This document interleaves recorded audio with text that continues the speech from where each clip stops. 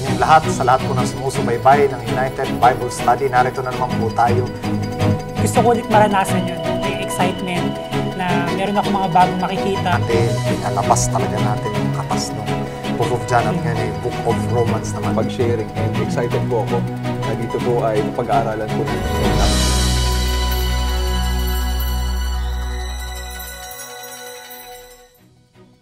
Maligayang araw po sa inyo at masayang panunood dito po sa programang itinataas ang ating Panginoon Jesucristo sa krus ng Kalbaryo. Ayan, ito po ang United Bible Study at ngayon ay pag-aaralan po natin, ang title ay True Gospel. At ang ating po pag-aaralan, kasama po si Faith at saka si Dom, ay ang Galatians chapter 3. Ayan, nandito na naman tayo, Faith at Dominic, sa ating pag-aaral at napakaganda, Galatians, isa sa mga favorite natin.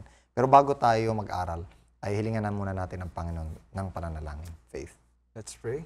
Dakilang Diyos, salamat po sa inyo pong binigay na pagkakataon ng pag-aaral na ito at sa pagbubukas ng amin pong puso't isipan sa katotohanan, lalong-lalo na po, Panginoon, sa tunay na gospel na maipahayag po ang inyo pong dakilang pangalan at maitaas ang amin pong Panginoong Jesucristo. Salamat po sa inyo pong paggabay sa pamamagitan po ng Banal na Espiritu.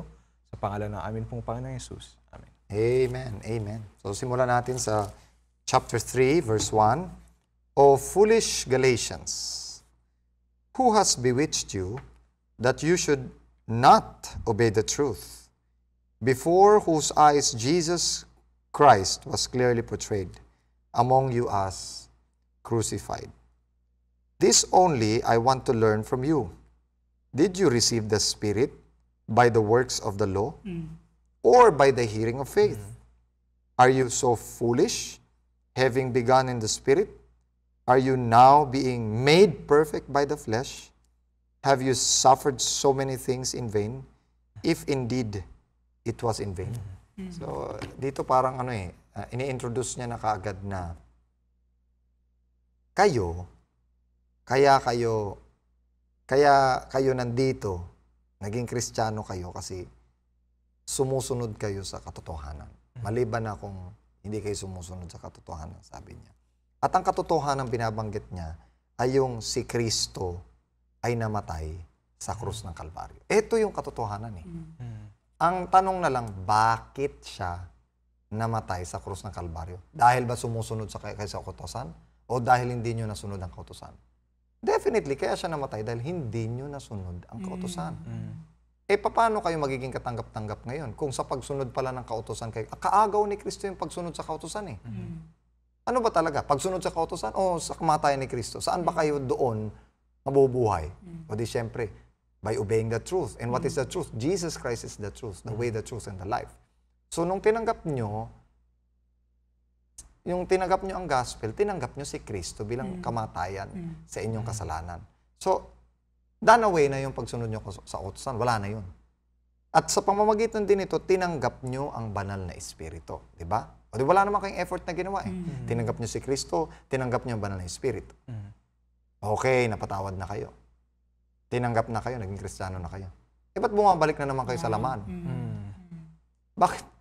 Bakit nasunod na naman kayo sa kautusan at yun na naman yung ginagawa niyong basihan para maging katanggap-tanggap yung ibang tao sa harap ninyo at sa harap ng Panginoon? Di parang pinatay niyo rin si Kristo, parang nawala na rin ng kabuluhan si Kristo. Hindi ba ito'y panibago na, you foolish Galatians? Hindi ba ito'y iba na namang gospel? Iniwan niyo na si Kristo, yung first love. Iniwan niya na yung first love. Tignan mo, Kuya Bray, yung version. Chapter 2, verse 3, sabi dito, how foolish can you be? After starting your new lives in the Spirit, why are you now trying to become perfect by your own human effort? By the flesh. Pag sinabing by the flesh, human effort. Hindi divine effort. Yan ang nangyayari sa akin. At ito, personally sa akin. Sa atin, ganito yan eh. Baptism, nanginginig ka pa, di mo alam kung paano, laging ang banal na Espiritu, nakadepende ka, nagpapasalamat ka, pinatawad ka ng Panginoon, parang inalis lahat ng kasalanan mo. Yan, nabubuhay ka sa pananampalataya noon. Nung na-master mo na yung law, yan, natutunan mo ng sundin ito. So, pakiramdam mo ngayon, wow, nasusunod ko na siya. Matuwid na ako. Bumabagsak ka. Ako po, bumagsak ako. Hindi na ako matuwid. Ayan na. Tapos pag nakakita ka ng bumabagsak na ibang tao, hindi na rin sila matuwid. Hindi mo nakikita yung blood ni Christ sa sarili mo. Hindi mo na rin nakikita yung blood ni Christ sa iba. Hindi mo na nakikita yung katwiran mo sa pamamagitan ng pananampalataya. Hindi mo na rin nakikita yung katwiran nila sa pamamagitan ng pananampalataya. At saka parang ang maintenance sa'yo na. Basta si Kristo kailangan mo lang sa pasimula. At kailangan mo lang ng pagsisisi sa pasimula. Pero sa ngayon, kailangan ikaw na talaga. At kapag ka master na master mo na, edi sabihin mo na, ay matuwid na ako. Hindi ka na umaasa doon sa unang ginawa ni Kristo sa'yo. Umaasa ka na doon sa whether na may maintain mo ba ang pagsunod o hindi. Pagka ganun, nabubuhay ka na sa laman. Isang kwento ko dyan, Kuya Bray, 2014, kung hindi ako magkakamali, na-discover ko yung righteousness by faith. Pero na-discover ko siya na nandun pa rin yung after ko siya ma-discover. Actually, after ng retreat natin, kung natatandaan niyo yun sa Tagaytay, sa bandang Batangas na yun. So, nangyari, after yung retreat, may na-discover akong book. Tapos, yung about siya sa righteousness by faith. Yung His Robe or Mine. Then, nung binasa ko yung book na yun, may conversion talaga doon nagbago yung perspective ko. Pero after yun, buhay ulit ang laman. Ang ginawa ko, ginamit ko yun, yung conversion na yun, para gumawa ng sarili kong righteousness. Ang ginagawa ko, don't get me wrong dito na gigising talaga ako ng maaga, talagang maaga. Activity sa akin, yung devotional. Righteousness is an activity. Pag hindi ko siya nagawa, hindi ka na righteous. Parang naisip ko, baka kasalanan na naman ako. Hindi ko siya ginagawa dahil gusto ko makipag-usap sa Panginoon. Ginagawa ko siya kasi gusto ko ma-fulfill yung alam ko na dapat yun yung gagawin ko every morning. Tapos pagka dapat talaga i-spend talaga ako ng ilang oras. Kumbaga talaga naging activity talaga siya.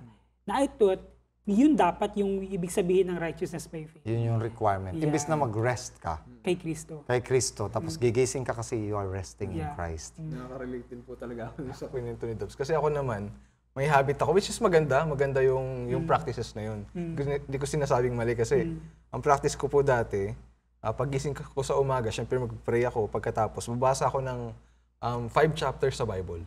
Yan ang practice ko talaga yan. Tapos pagka matutulog na ako, 5 chapters na naman. Kasi goal ko matapos yung Bible. Kaya kung tapusin yung Bible, 2 version sa isang taon, 2 version ng Bible pwede kong matapos. Pero kapag yung sinabi niya, pag nami-miss mo yun, pag di ka nakapagbasa, Guilty. Parang ang sama ng ang sama sa pakiramdam, ang sama ng loob mo na parang nakagawa ka ng kasalanan talaga. Na alam niyo yun, yung parang doon nakabase yung aking kaligtasan. Whether kung nagawa ko yun or hindi. So, ang masaklap pa dun, Kuya Faith, ang nangyari, ako ngayon, nagagalit ako pag hindi ginagawa ng iba.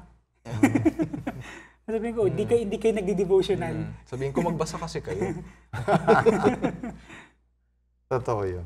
Naku, kung may mga istorya kayong ganyan, ano pa kaya ako? Pero ako, nag-assume ako na alam ko yung righteousness by faith. Iniisip ko na ito ang righteousness by faith. Pero, nagbubungguan yung righteousness by faith doon sa sanctification. Iniisip kong sanctification. We need to be sanctified. Kailangan, nag-aano ako doon sa kailangan yung fruit. Hinuhusgahan ko yung fruit nila na wala silang root. Ganon. Laging, kaya siguro hindi mag-bear ng fruit yan kasi wala yung root. So, akala ko ang root ay Bible study. Akala ko ang root ay prayer. Akala ko ang root ay witnessing. Okay? And never ko na-realize na ang pinaka-root talaga ay si Christ. Amen. Kapag ka na kay Christ ka, magbe-bear ka ng fruit. Pero wag mo aalalahanin yung fruit lagi. Hahayaan mo lang yung fruit. Kaya sabi doon sa Isaiah, take root downward, bear fruit upward. So, kaya, siguro towards the end, nung una medyo mapanghusga ako. Nahusgahan ko yan, ganyan. Pero later, siguro sabihin na natin, nag-grow din ako. Pero ang problema, siguro hindi ako masyadong regulative na kagaya nyo na may checklist. Pero laging ang tanong ko sa sarili ko, bakit hindi ako nagbe-bear ng fruit? Siguro wala akong root. Tama naman, di ba? Siguro wala akong root. Yun din yung determinant ko sa kanila. Siguro wala silang root. Ang problema nga lang, Iba ano yung yung root? Ano yung root? Kaya nung nakita ko na si Kristo ang root, bumukal talaga yung tubig. Boom! Bumukal yung tubig na lagi na lang akong motivated. Lagi na akong motivated. Kasi sabi ko sa'yo, nagmamayabang kayo. Ako talaga, 2:00 ng madaling araw talaga ang gising ko eh. Nagbabasa ako, hindi lang Bible ang binabasa ko. Talagang dibdibang pagbabasa. Pero medyo nung tumagal-tagal na, it's not about the Bible na. It's not about righteousness. Ang ano ko na, how do I establish relationship with God? Kaya dahil doon, lagi ako sinasabihan ng Panginoon. Nagsisearch ako ng Bible kasi hinahanap ko na si Christ. Hinahanap ko si Christ. Pero akala ko natagpuan ko na si Christ. Kasi yung pala, punong-puno pa rin ako ng imposition na akala ko ito si Christ. Yung pala, mata ko ang ginagamit ko. Na kung ano si Christ. Kagaya niyan, yung interpretation na kailangan maging kagaya tayo ni Christ. Ang nakikita ko maging kagaya tayo ni Christ, kailangan maging banal tayo. Yun yung word. Maging separate tayo, maging kakaiba tayo. Pero never kong na-realize na sabi ni Christ, for I am meek and lowly in heart. Learn from me. Never kong nakuha nila, learn from me, for I am meek and lowly in heart. Hindi ko rin na yung I'm crucified with Christ. Therefore, I no longer live. Hindi ko nakikita yung full surrender. Kung nakikita yung full surrender, parang kailangan ko yung righteousness ko.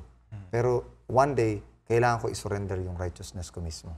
Parang, Lord, ito yung righteousness ko. Kulang ito. Ibigay mo na sa akin yung righteousness mo. Kasi yan yung sapat. Kaya nung give up ko yung righteousness ko, nakukonsensya ako eh. Kasi iniisip ko, baka naman mabuhay na ako sa licentiousness. Baka naman mabuhay na ako sa liberality. Baka mabuhay na ako sa abuse. Pero nung tinanggap ko si Kristo, mas nakikita ko na, wow!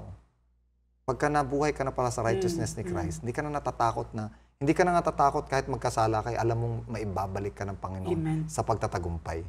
Kasi nagtagumpay na siya eh. At saka, kaya ka nagtagumpay kasi kinlaim mo yung pagtatagumpay ng Panginoon. Hindi ka nagtagumpay dahil sa activity. Hindi ka nagtagumpay dahil sa may napanagumpayan ka. Kaya ka nagtagumpay kasi pinaniwalaan mo matagumpay ka. And yet, napakadali mo na lang magtagumpay kasi inaano mo na lang, piniperform mo na lang yung pagtatagumpay. At saka, at the same time, Kuya Bri, ito matututunan na natin na hindi siya instantaneous, hindi siya yung biglaan.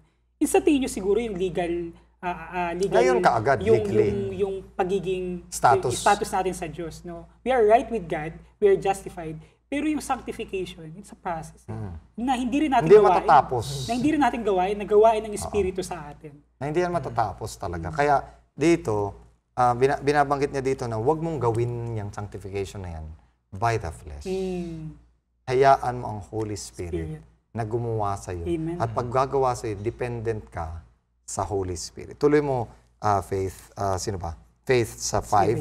Sabi po dito sa verse 5, therefore, he who supplies the Spirit to you and works miracles among you, does he do it by the works of the law or by the hearing of faith? Just as Abraham believed God and it was accounted to him for righteousness. Therefore, know that only those who are of faith are sons of Abraham. And the scriptures, foreseeing that God would justify the Gentiles by faith, preached the gospel to Abraham beforehand, saying, in you all the nations shall be blessed. So then, those who are of faith are blessed with believing Abraham. Okay. What is your take here, Faith? So sa akin po, nakikita ko po dito, yung sinabi niya po yung sa verse 5, na yung Holy Spirit daw po ang nagbibigay sa atin. Unang-una, nabanggit niya yung miracles dito. No? Yung miracles, it doesn't happen on our own or sa mga tao, kundi sa pamamagitan po ng banal na Espiritu. At yun po ay ibinigay niya sa mga tao. For example, kay Paul, even to the Galatians. Pero hindi basis yung kanilang pagsunod. Ang basis doon ay yung kanilang paniniwala kay Jesus Christ na nasa kanila si Jesus Christ. So hindi kailanman naging basis kung ano yung kaya natin gawin or kung ano yung nagawa natin. It's always Jesus Christ. Iba ang take ko. Habang binabasa mo, pumapasok sa akin yung conviction ng Holy Spirit. Basahin natin ulit. Therefore, He who supplies the Spirit to you. So may nagsusupply ng Spirit, ng Holy Spirit sa akin. And works miracles among you. Tapos nangilabot ako nung mabasa ko yung miracles. What is the greatest miracle of this life? The greatest miracle of your life is your changed life. Ka na kung ano mga kaya mong gawin, bumuhay ng patay.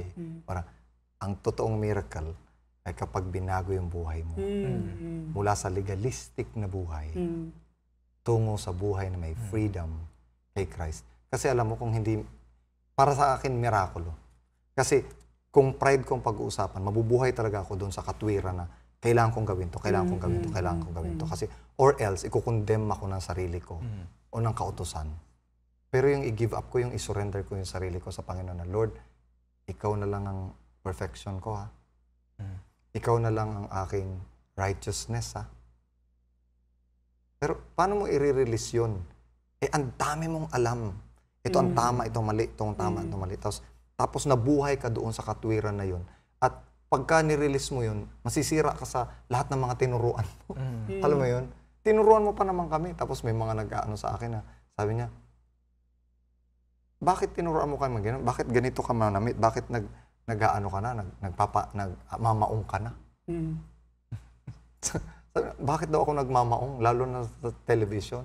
Sabi ko, bakit? Wala ba akong freedom kay Christ? Na magmaong. Pero dahil natitisod ka, tatanggalin ko yung maong ko. Kung natitisod ka sa akin, tatanggalin ko yung maong ko kasi ayoko maging katitisuran. Pero hindi pwedeng i-restrain yung freedom ko kay Christ. Ganon ako. Meron na akong ganon. Pero, ang hirap i-surrender lahat. Parang, Lord, okay, sige, yan yung mga righteousness ko yan. Pero, huwag mo naman tanggalin ito. Kasi righteousness ko pa rin to eh. Akin pa rin to. Pero yung ibigay ko fully, hindi ko alam nga kung fully. Hindi pa natin alam kung fully ko ba sinusurrender. Pero, it's a miracle na i-give up ko to kasi ito yung naging identity ko. Dito ako nakilala, dito ako sumikat, dito ako, sabihin na natin, nagkaroon ng tatak. Tapos i-give up ko to. Ano nang sasabihin sa akin ng mga tao? Napaka-inconsistent mo naman. Tinuruan mo kami dito, tapos iniwan mo kami dito. Pero naalala ko din sa sinabi mo kanina, yung full surrender. Hindi natin ma-measure kung talagang full surrender. Alam mo na, ang naalala ko dito yung Philippians eh. Yung work out your own salvation. With fear and trembling. With fear and trembling. Kasi yung kasunod. For it is God that worketh in you. God. Parang ang punto dito, sige, surrender natin kung ano yung masurrender natin. And don't worry kung, parang minsan kasi pati yung pag-surrender, wino-work out natin. Which is actually, it is God who works in you. Both to will. And to do His good pleasure. Ang problema, yung iba, nagsusurrender sila sa do. Pero hindi nila kayang i-surrender yung will. Yung iba naman, nagsusurrender daw ng will. Pero ayaw namin gawin yung do. Panginoon, sinasurrender ko yung will ko sa'yo. Pero paano ko gagawin ito? Huwag muna. Yan, yung do, hindi pa nila surrender. But whatever, let God be God. Let Him work in you. Amen. Both to will and to do His good pleasure. Kasi si Abraham, Si Abraham, hindi naman kagad nagbago eh. Ito. Sumampalataya siya, pumunta sa Kanaan, galing ng Ur. Nagsinungaling siya. Pagkatapos, punta na ulit siya, nagsinungaling ulit siya. Egypt naman. Oo. Pagkatapos, nag-asawa siya ng hindi niya asawa. Sige lang. Pero pinagtiisan siya ng Diyos. Lagi siyang kinikredit ng Panginoon na sumusunod naman sa akin to kahit papano. Naniniwala naman sa atin ko papano. Pero ako mag-grow sa Kanya.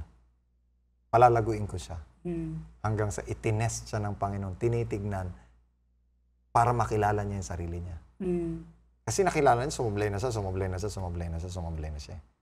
Ngayon, binigyan siya ng chance. Sabi niya, ayoko nang sumablay sa Panginoon.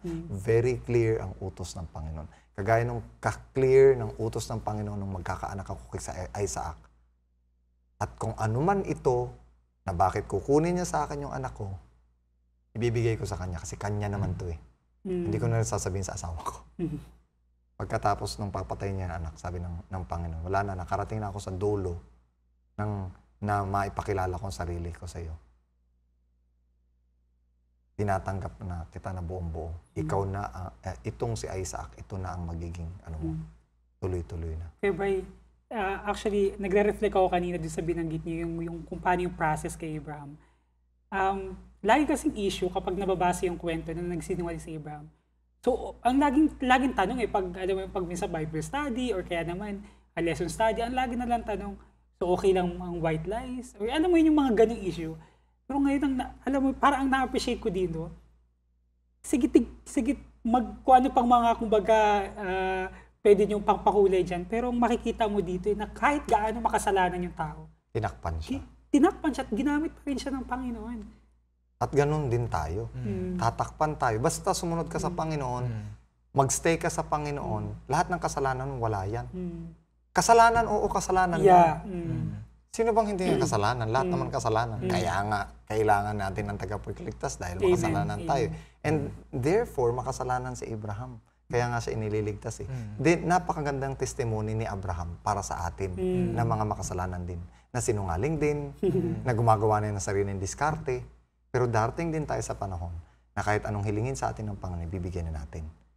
Kasi sasanctify na tayo ng Panginoon. Paano tayo sasanctify? Eto, masakit to. By letting us fail again and again. Paano tayo sinasanctify ng Panginoon? Masakit to, ha?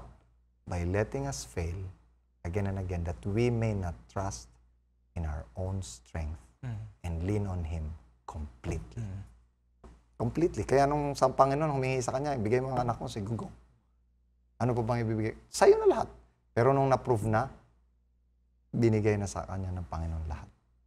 Inheritance, lahat na napunta sa Kanya. Ikaw, Faith.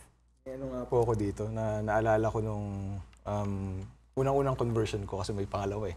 Yung kinikwento ko nung last time, pangalawa yun. Pero yung unang-una po talaga kasi I finished nursing. So, ako registered nurse po ako. 2008 nun. Pagkatapos, ang nasa isip ko po talaga nun, kasi nung time na yun, talaga eh. Nag-nursing ako para yumaman. Yun talaga yung yun talaga yung direksyon namin. Yun talaga yung direksyon ng isip ko. Kami nung nanay ko, nag-uusap kami kapag nakatapos ka na, nakapunta ka na ng US, ito yung bibili natin, ganito. So, nandoon na talaga kami sa direksyon na yun. Although, sinasabi naman namin na kahit naman nurse ka, pwede ka namang maglingkod sa Panginoon. Pero hindi na, parang ano lang yung secondary lang. Parang palusot na lang. Gano'n lang yung ano. Pero nakita ko po talaga dito. Siyempre, ganun yung direction ko. Wala ako sa Panginoon. Pero nung nakapag-abroad na ako, yung sinasabi niyo, yung pagbagsak.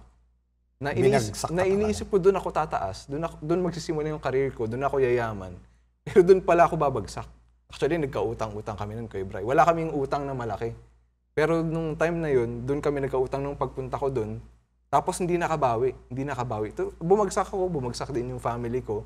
Pero ang nangyari po, ang kagandahan po nun, doon ko naman nakilala yung Panginoon na meron palang, parang nagpakilala lang siya na, uy, nandito ako. Merong Diyos. Although matagal na akong Christian. At dito mo lang ako makakilala kasi bagsak ka ngayon. Oo. Yun po yung sinasabi niyo kanina. Nasabi ko, oo nga, grabe yung Panginoon. Pagkatapos nun, meron akong hiniling sa Panginoon. Kasi yung isang bagay po dito na nagsusupply ng Spirit. Na ano po kasi ako tahimik akong tao. Ngayon medyo nagsasalita na ako ng konti. Pero dati, hindi ako nakikipag-usap, hindi ako masyado nagsasalita. Pag friends lang, may hiniling ako sa kanya nung naririnig ko kasi mga kaibigan ko dun nung nasa Dubai ako, na nag-uusap sila about Bible. Ako wala akong masabi. Parang nakanganga lang ako kasi maghapon sila nag-uusap about Bible. Pero nagugustuhan mo yung nag-enjoy ako, sabi ko na, Panginoon, gusto ko din pong magsalita ng tungkol sa inyo. Amen. Di ba? So, siguro ito na, ito yung katuparan. Pero wala po akong kumbaga, hindi ko naman deserve, wala akong ginawa para ma-attain yun. Binigay niya lang yun. Binigay lang ng Panginoon. Talagang supplier of the Holy Spirit. Kaya sabi naalala ko yung John chapter 14, na sabi niya, ask anything in my name, and I will give it to you. Greater works, sabi niya, you will do than I have done.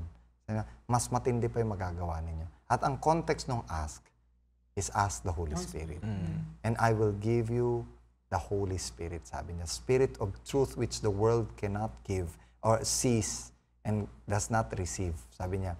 And the Spirit will dwell with you and will be in you. Tapos ang kagandahan, which will teach you all things and put into remembrance everything that I have spoken to you. Talagang siya talaga.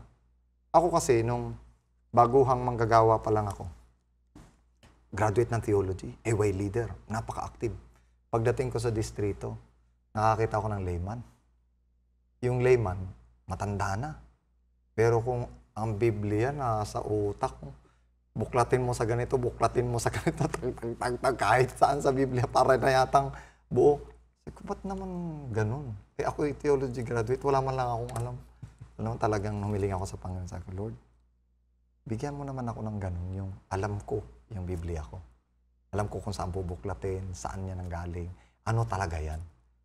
Tapos yung libo-libong teksto ang malalaman ko na kaya ko by memory kung saan.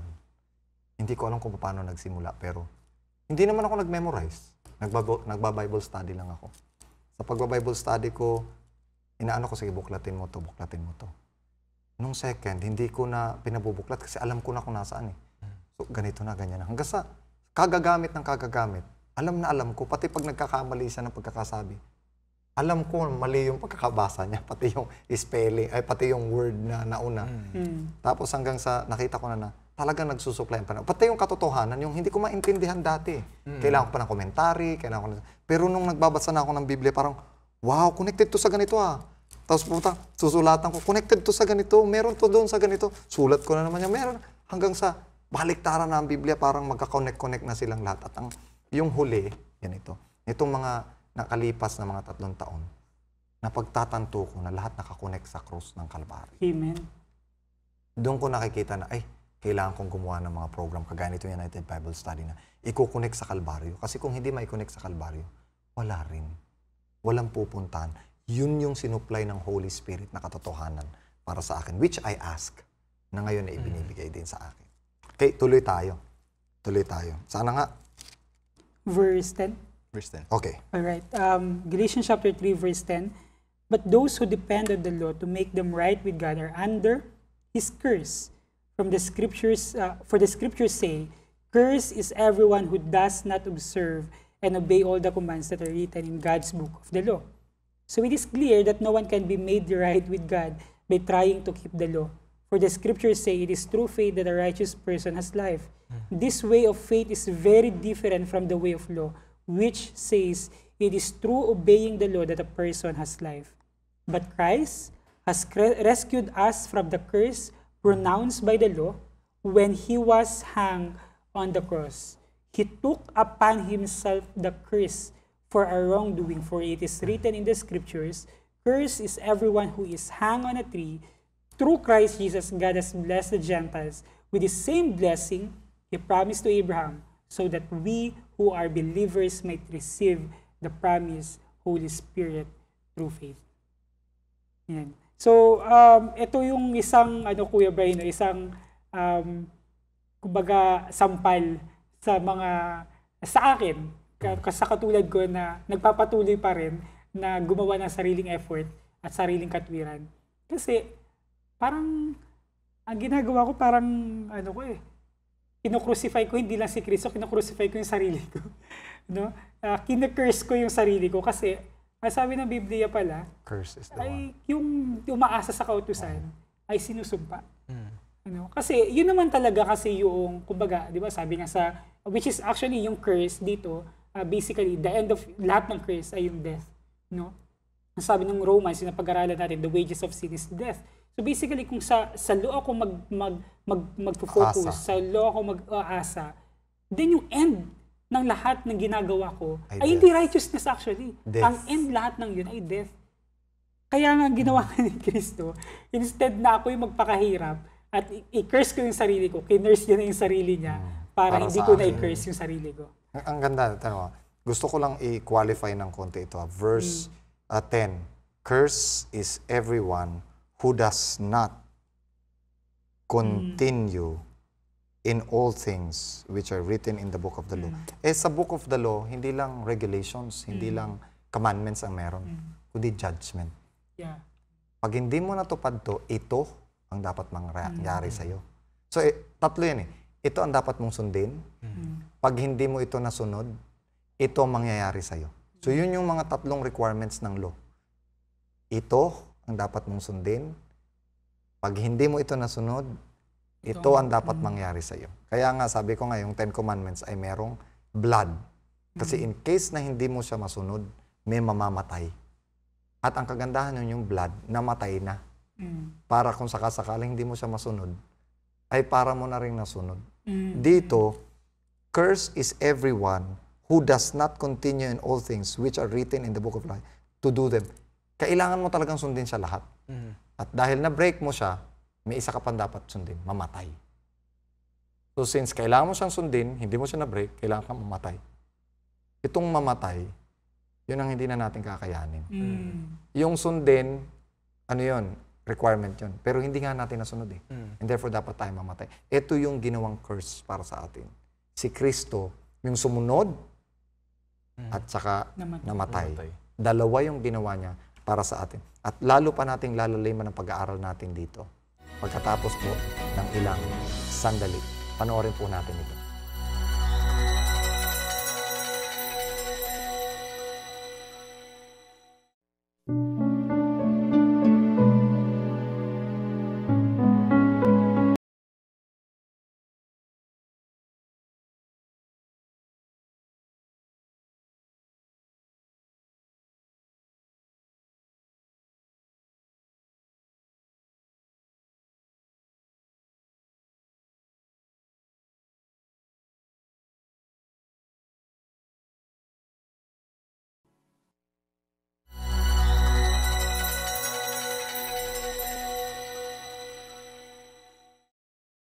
Maligayang pagbabalik po sa inyong lahat na nakikipag-aralan po sa amin dito sa United Bible Study.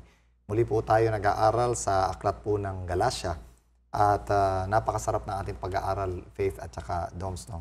Kanina pinag-usapan natin yung requirement nung law at saka yung curse doon sa mga hindi susunod sa kautusan. And definitely, hindi tayo nakasunod. Walang nakasunod kahit isa. At ang curse ay kamatayan.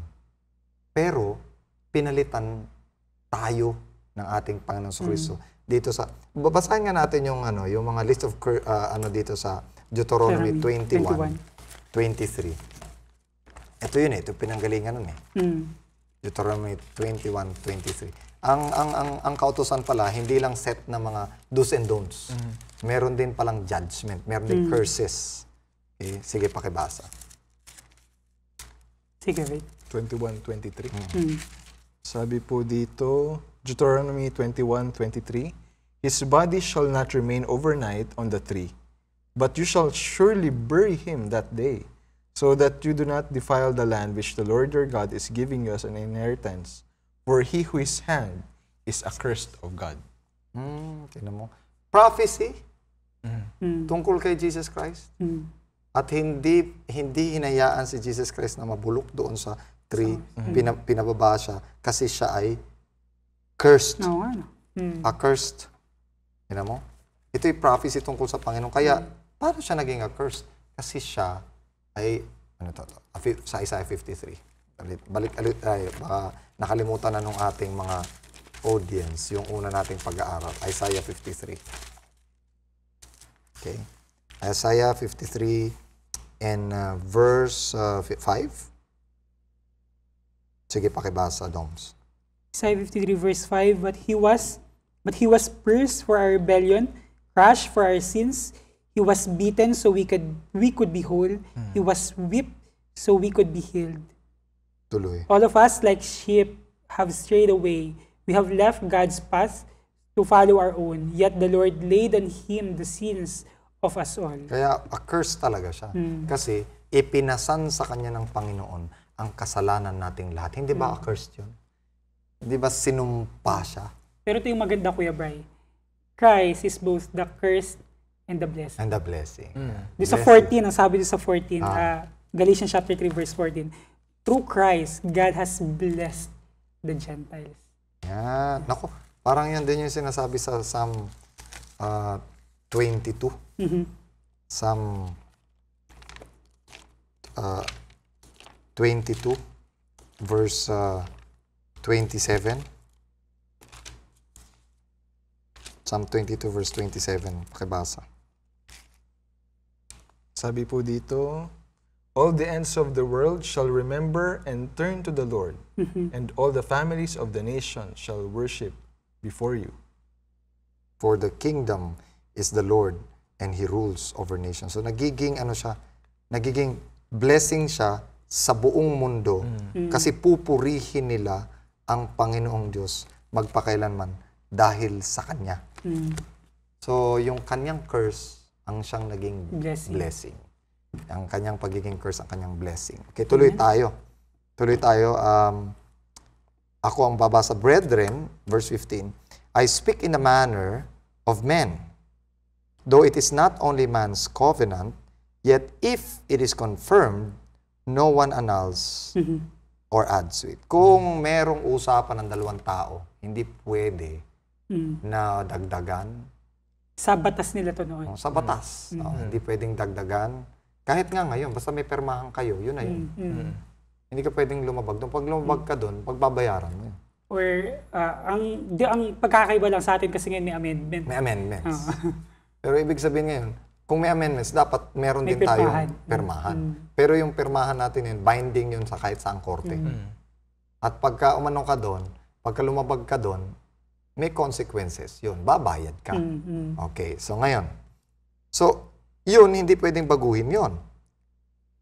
Now, to Abraham and his seed, when the promise made, he does not say, end to the seeds, as of many, but of one. Hindi seeds yan sinasabi, kundi seed. And to your seed, who is Christ. Okay? And this I say that the law, which was 430 years later. So from Abraham hanggang sa mag-exist yung law sa Sinai, ay 430 years ang nakalipas. That was confirmed before God in Christ. So, tapos na yung covenant ng Panginoon, bago pa lang binagay sa Sinai ang kautusan. Pero sa katotohanan, hindi pwedeng maanal yun kasi nauna yun eh. Ang mas nauna, mas binding. Actually, Kuya Bray, itong dalawa na ito, they are both covenant. Diba? And do sa chapter 19 ng Exodus, sabi doon, I'm giving you my covenant. Nakikipagtipan yung Diyos sa mga Israelita. So basically, ang nakikita ko dito, Kuya Bray, this is a typical example na yung covenant kay Abraham, hindi sinisira ng covenant na binigay sa Sinai. Kundi, mamaya makikita natin, mas pinapano pa nga, mas mas pinagtitibay. Mas pinagtitibay. Tsaka, tinan mo bago pa ang lahat, bago pa nga tinuli si Abraham, binigay na ang covenant sa kanya. Ibig sabihin, yung pagtutuli, yun ay sign na lang. Nung covenant, ceremony. Ng covenant, na lahat ay natupad kay Kristo. Una, si Kristo ang katuparan ng covenant, okay, which is yung magiging blessing sa lahat ng nations. Paano siya magiging blessing sa lahat ng nations? Sa pamamagitan ng pagtutuli. Ano ibig sabihin pagtutuli? Si Kristo yung pagtutuli. Yung kanyang kamatayan sa krus ang tumutuli ng ating mga puso. Amen. Ito yung naglilinis ng ating maruruming puso sa pamamagitan ng dugo. O, di ba? Pinuputol, dumudugo, tumilinis. Ganon din ang Panginoon. Kinakat na yung ating heart. Naalala niyo Acts chapter 2 verse 28. Sabi ng mga tao, nasaktan ang kanilang mga puso at nagsabi sila, anong dapat nawing gawin? Ang sabi ni Pedro, magsisi kayo. Mabautismo ang bautisa sa inyo, tatanggapin niyo ang banal na Espiritu. Sa ipagpapatawad ng mga kasalanan. Parang ang tunay na pagtutuli ay pagsisisi. Kasi yun yung paglilinis. Na tinatanggap natin sa pamamagitan ng kamatayan ni Kristo sa krus ng Kalbaryo. Kaya ang talagang tumutuli sa atin ay ang kamatayan ni Kristo kasi nasasaktan ang ating mga puso. Nalilinis ito dahil nakikita natin na siya ang naging curse para sa atin. Siya ang naging wound para gumaling tayo. Pero, itong covenant na ito, hindi lang ito kay Abraham. May nauna pa na pangako ang Panginoon way back mula sa pinaka-foundation ng mundo na pinatay yung tupa para sa atin. Ito yung nasa Genesis chapter 3, verse 15. Na ito yung pinaka-foundation ng gospel. Genesis chapter 3, verse 15. Sige, pakibasa, Faith. Sabi po dito, "And I will put enmity between you and the woman, and between your seed and her seed. He shall bruise your head, and you shall bruise his heel." So, ang labanan dito is between Satan, the serpent, sabihin na natin, and yung seed ng serpent. Ibig sabihin, yung kanyang kanyang ugali at yung mga kaugali niya. Pero si Satan talagang binabanggit doon. Si Satan ang kalaban nitong seed galing sa babae. Na ito rin yung seed na magiging blessing sa buong mundo. At ang labanan ay laging between the seed of Satan and the seed of... At ang seed ni Satan, sabihin na natin, ito yung mga taong kumontra kay Jesus Christ, yung mga pumatay kay Jesus Christ. Ito yung mga nahasikan niya ng kanyang malagim na pag-uugali. Si Kristo naman, kinuha niya lahat sa kanyang sarili. Yung kasalanan nating lahat, kinuha niya. Pagkatapos, na-bruise yung kanyang heel. Muntik nang may mangyari sa kanyang masama, pero heel lang. Pero dinurog niya sa krus ng Kalbaryo yung ulo ni Satan. Politically, tinanggalan niya si Satan ng kapangyarihan laban sa mga tao. Ang sino mang sumampalataya sa kanya ay hindi mapapahamak kundi magkaroon ng buhay na walang hanggan. So si Kristo talaga ang naging curse. Hinayaan niya na madurog yung kanyang paa. Kumbaga, dudurugin kita kahit na madurog yung paa ko. Pagkatapos nung wala nang access si Satan mula sa Ito, langit. Kuya Brian. Then I heard a loud voice shouting across the heavens, "It has come at last, salvation and power and the kingdom of our God and the authority of His Christ. For the accuser of our brothers and sisters had been thrown down to earth." So, si Satan, basically, yung accuser, siya ay na-cast down. Pero kailan siya na-cast down? Ang sabi dito, the one who accuses them before our God day and night. Kailan daw? And they have defeated him by the blood Of the Lamb. So, ito nga Kuya Bray, no? Actually, nakapag-reflect na naman ako. We keep on accusing ourselves. Well, in fact, tapos na yung pag-accuse sa atin dapat. Kasi namatay na si Kristo. When we are accusing ourselves, pumapasok tayo doon sa seed ng kalaban. Pag inaakusahan mo ang kapwa mo, nandun ka sa seed ng kalaban. Pero kapag you hold on to the blood of the Lamb,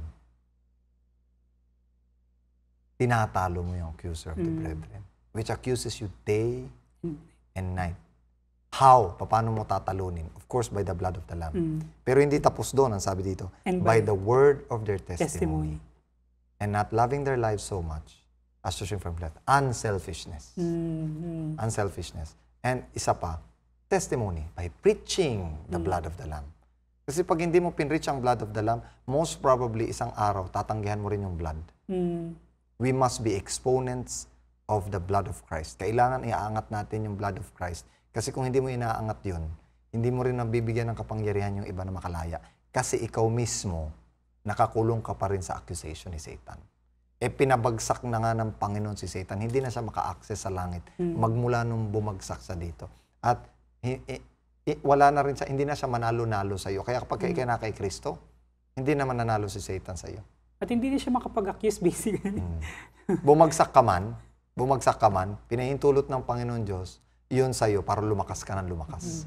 Para wag kang magtiwala sa sarili mo, kundi sa Panginoon lamang. Kaya ang pagbagsak ng isang Kristiyano ay nagdudulot actually ng kalakasan sa kanya. Pero ang pagbagsak ng hindi Kristiyano, ang pagbagsak ng wala kay Kristo, ay talagang bagsak na bagsak talaga. Iba yun eh. Ibang pagbagsak. Pag wala ka sa Panginoon, hindi mo ikalalago yung And pagbagsak. usually pagbagsak ng Kuya Bray, ang tingin natin ay kalakasan. That's it.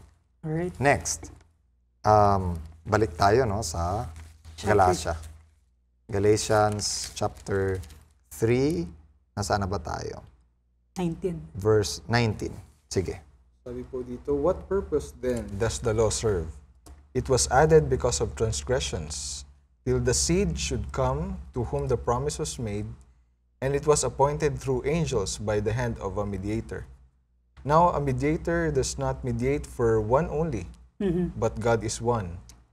Okay, dito muna tayo. What is the purpose daw of the law? What does it serve? Ito nakakatawa dito kasi ito yung Romans chapter 7 natin, verse 11 and 12 eh. Verse 10, 11, and 12. Ang sabi dito, it was added because of transgressions. Dahil sa paglabag ng tao, inilagay siya, ibinigay siya. Bakit naman siya ibinigay? Para lalo silang mag-crave sa tagapagligtas. Take for example, reklamo sila ng reklamo, nagkaroon sila ng puot sa kanilang mga puso. Pagkatapos, nangamatay sila sa wilderness. Nung nangamamatay sila sa wilderness, ang sabi ng Panginoon, gawan mo sila ng serpent.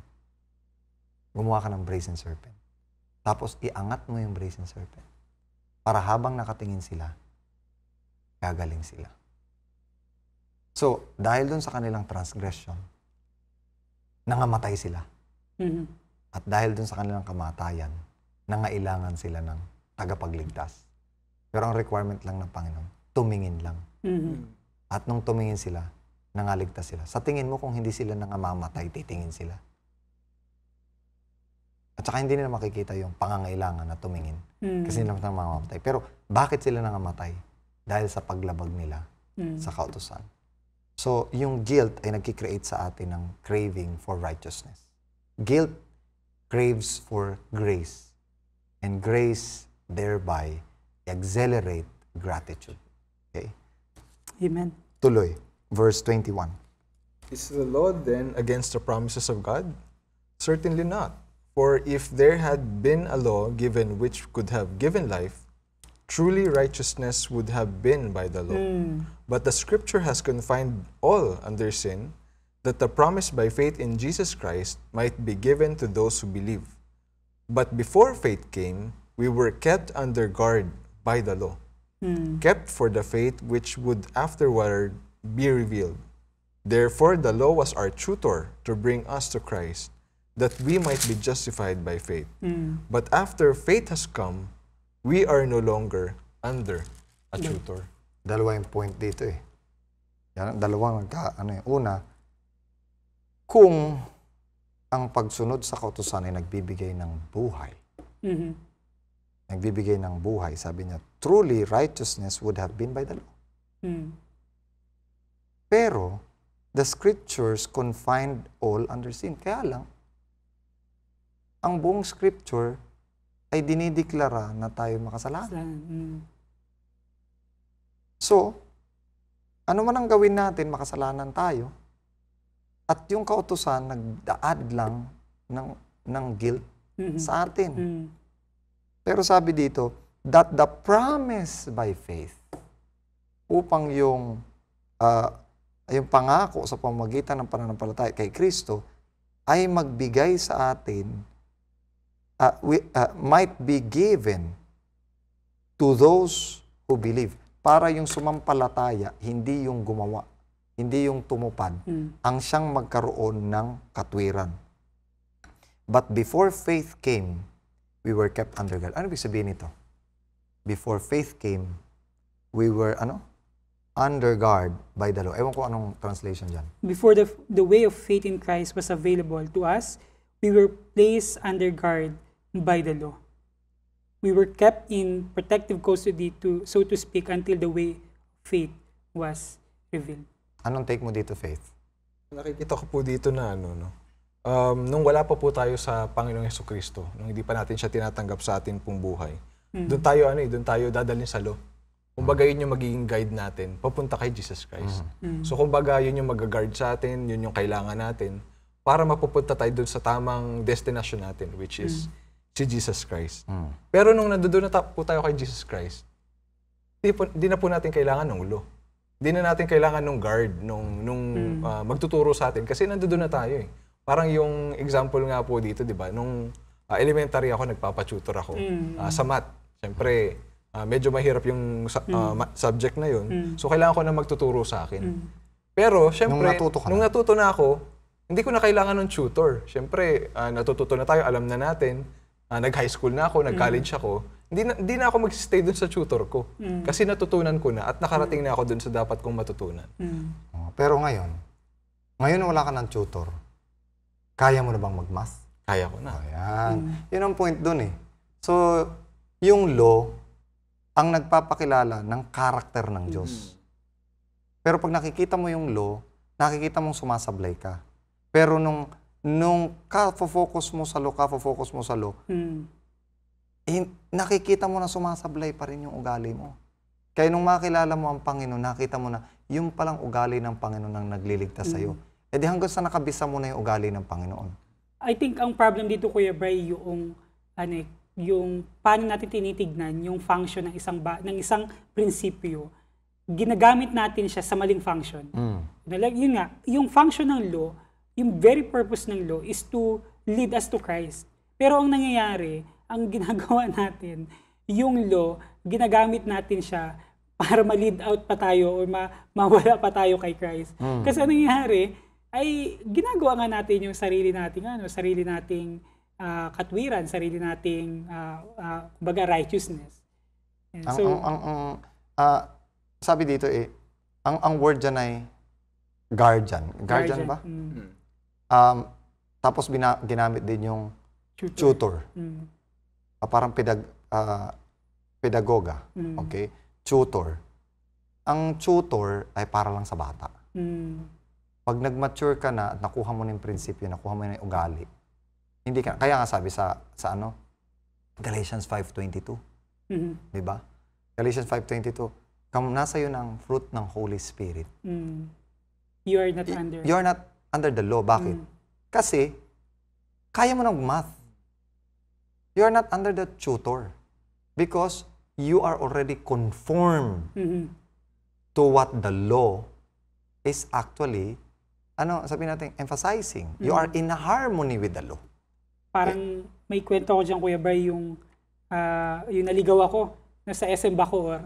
I think 7 or 8 years old. Naligaw ako sa SM Bacoor. Tapos ngayon, syempre, ligaw ka, bata ka, hindi mo alam paano bumalik, saan yung magulang mo. Ngayon, may nakakita sa akin na dalawang sales lady, iyak ako ng iyak. Tapos dinala ako sa information desk. Tapos in-announce ngayon. Tapos ngayon, di nahanap ako ngayon ng magulang ko. Binigay nila ako sa magulang ko. Ngayon, kung baga ibibigay natin sa konteksto nyon, ako ba mananatili ako doon sa information desk? Hindi po, wag niyo ako ibigay sa magulang ko. Ganun ba yung sasabihin ko? Of course, dahil nakita ako na yung magulang ko, sila yung magulang ko, doon ako pupunta. I think that's yung magulang ko, kaya akong gabayan para hindi na ako maligaw. Yun ang point doon eh. Pag na kay Kristo ka na, hindi ka ba niya gagabayan sa katwiran? Gagabayan ka sa katwiran. Actually, mas matindi pa yung katwiran na makukuha mo kay Kristo kaysa doon sa kautusan na nag-lead sa'yo kay Kristo. Pero, pag humiwalay ka kay Kristo, babalikan ka ng tutor. Sisirain ka ng tutor. Kukonsensyahan ka ng tutor.